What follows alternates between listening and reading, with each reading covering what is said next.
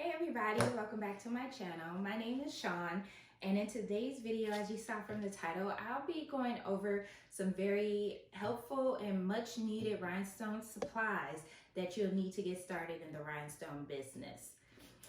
So before I jump into my tips or my supplies, if you could subscribe to my channel, also give this video a thumbs up, hit that like button, I would greatly appreciate it.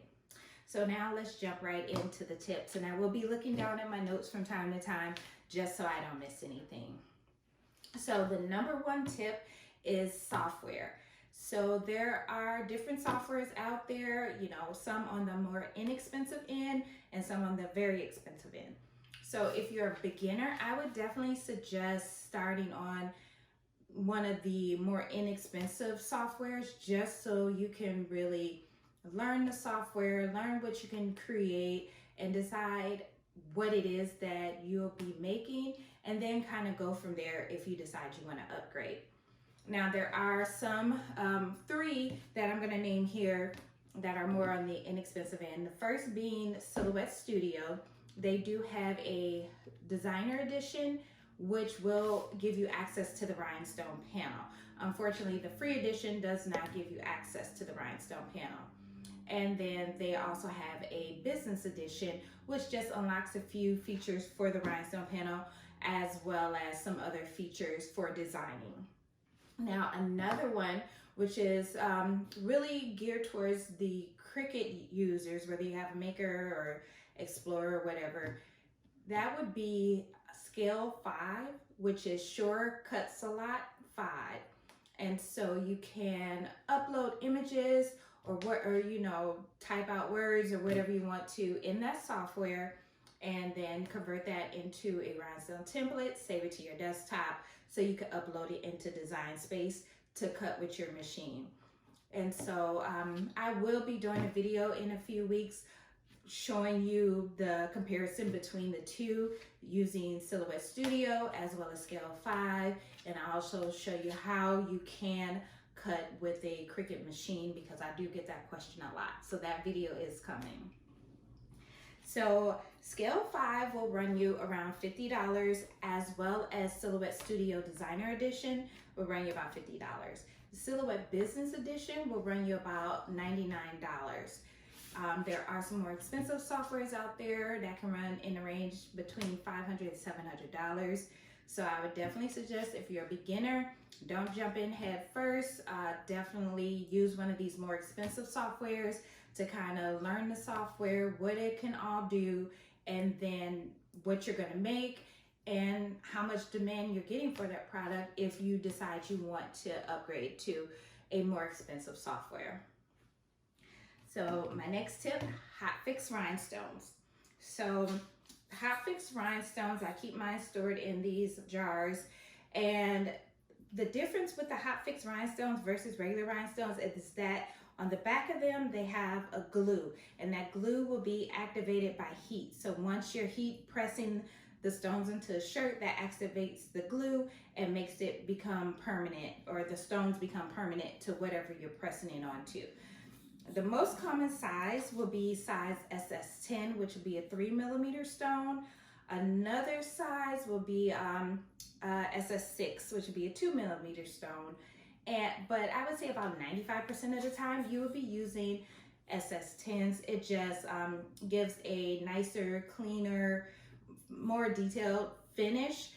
For the SS6 stones, I actually use them when I'm doing hat designs, things like that, sometimes on mask designs. It really just depends. If it's a really detailed design and it calls for smaller stones, then that's when I'll bring out the SS6 stones. Otherwise, SS10 Hotfix Rhinestones will be a must that you will need in order to even get anything to adhere to your garment. Rhinestone template material is my next one. So this is called Rocket Rhinestone Flock, and that is the brand Rocket, R-O-C-K-I-T. And it is just, it kind of has like a velvet like feel to it. And then on the back there is actually just your backing paper, and then you'll peel it off, and it's the sticky side. So the sticky side is what will go on your cutting mat that you'll use, and that's how you'll get, you know, your designs created by putting it. And then these you can use them over and over.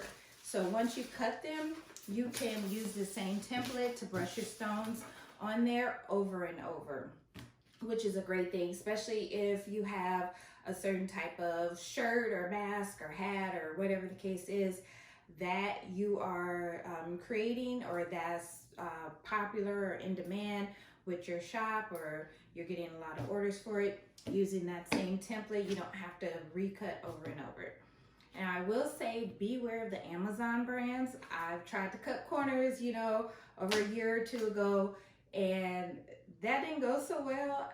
The material that I got, I tried a few different ones, and they were all really paper thin, and they ripped. Once I pulled my design up from my Workspace, it just ripped where all the holes are cut.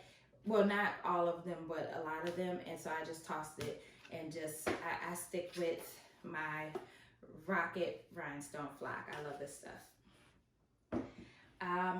Another thing would be your Hotfix tape. So this is just like a regular piece of Hotfix tape. It's almost like a transfer tape, but I wouldn't suggest using transfer tape because this is specifically for heat. So you definitely want to make sure it is a Hotfix tape and not transfer tape. But it just has a sticky side. You would cut it for the size of your design.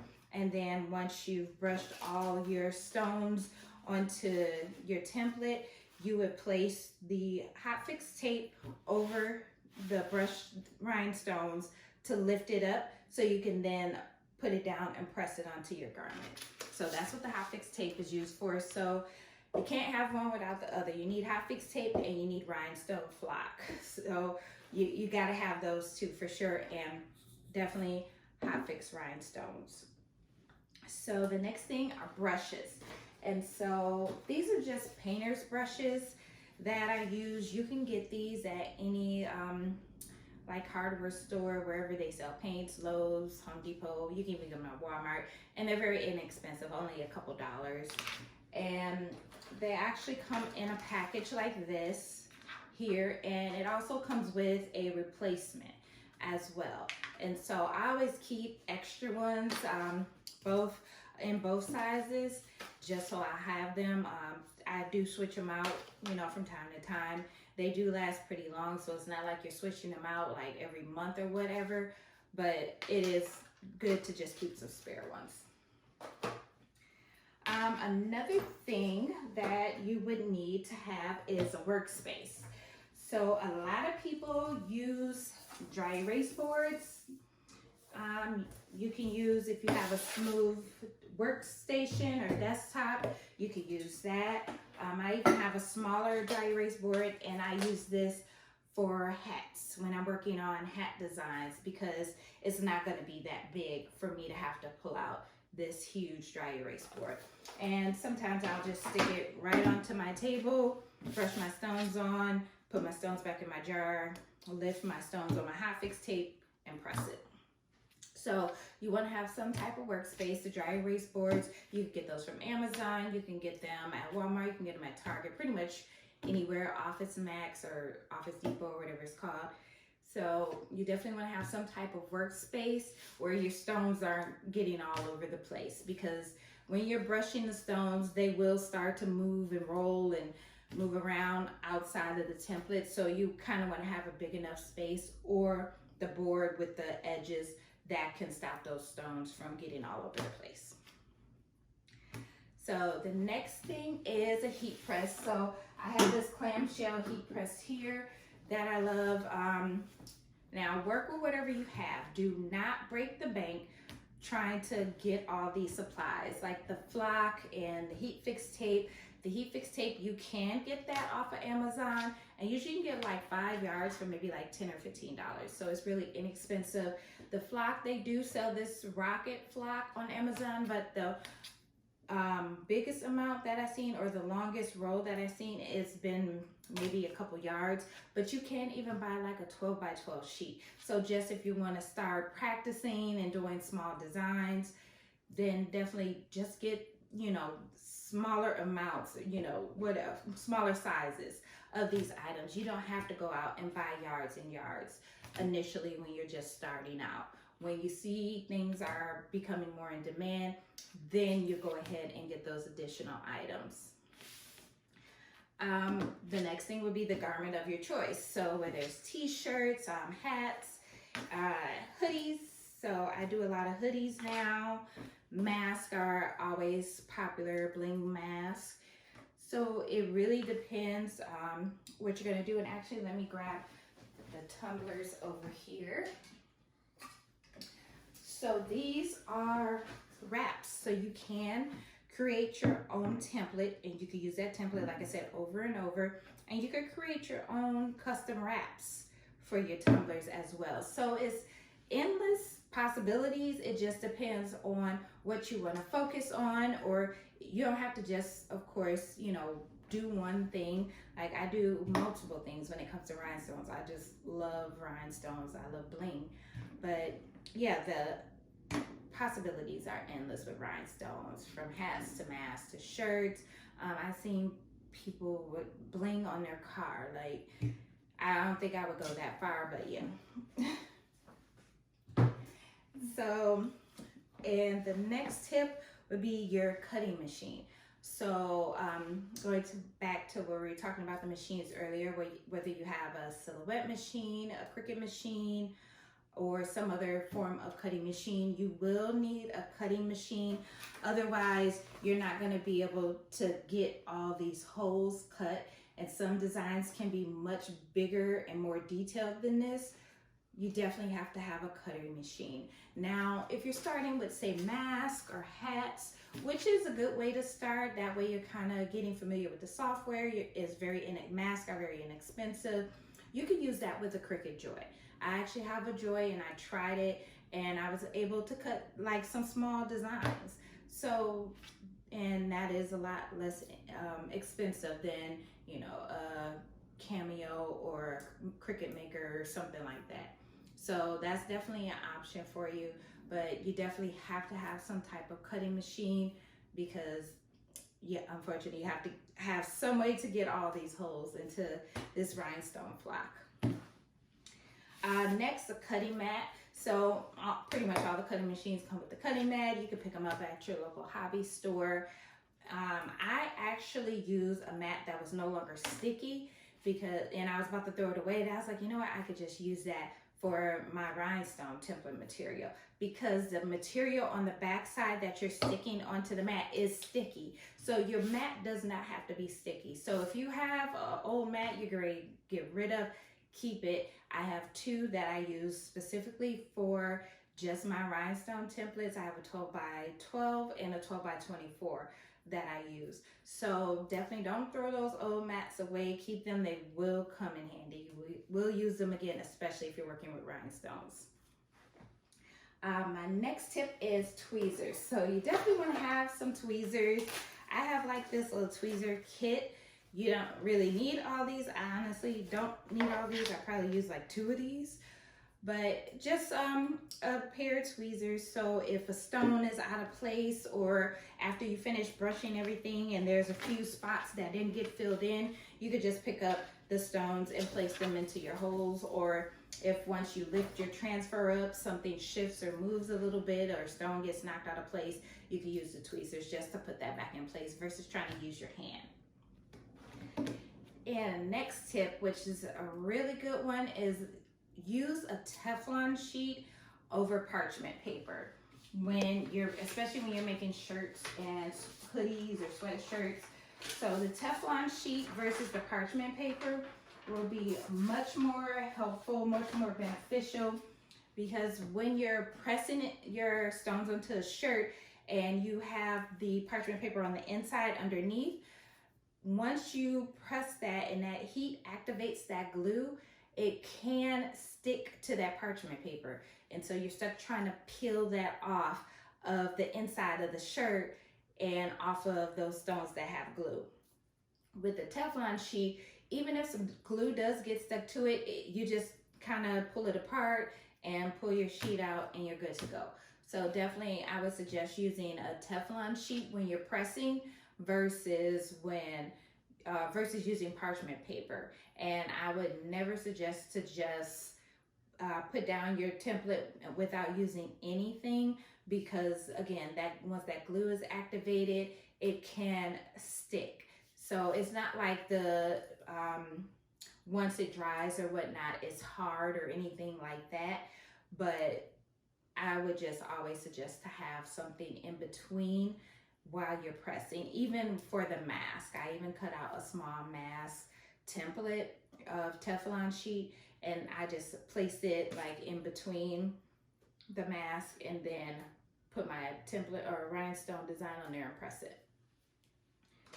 All right, so, and then most importantly is rhinestone designs. So where will you get your designs? Are you going to be creating your own? Will you be purchasing them from someone? Etsy has a lot of rhinestone designs. One thing to remember is when you're purchasing rhinestone designs is that you have to make note of the size that the designer gives you, and you have to enter that size into your software. It has to be exactly what they say. If they say it's 10.253, you have to type in 10.253. If you try to resize it, your holes will either be too big or too small, and then you won't be able to brush your stones onto your template after you cut it. So it'll be a waste of your time as well as your materials. So definitely take note of that. That's going to be very important when you're purchasing designs, that you get the exact measurements from the designer. Now, if you're creating your own with Silhouette Studio, it is user-friendly, and I'll be doing a video, like I said, giving a comparison and kind of showing some of the features in there. But yeah, you definitely, you have a lot more flexibility when you're creating your own designs. So as far as if you need to resize it, if you make something and you want to make it bigger, or you know, you're not using an extra large shirt, you need to put it on a medium shirt. So then you can resize it down, and it'll adjust, and it'll still be that size SS10 holes that you needed to cut. So that is a plus with working with Silhouette Studio that I really like, that you can kind of play with the design and make it larger, make it smaller.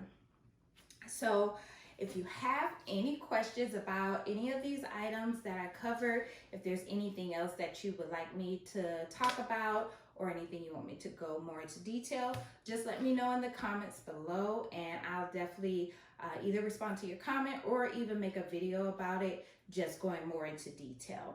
And again, don't forget to subscribe and like this video, subscribe to the channel, and I will be making new videos weekly. So I'll be making videos, business tips, supplies, as well as creating templates, working with sublimation, working with rhinestones.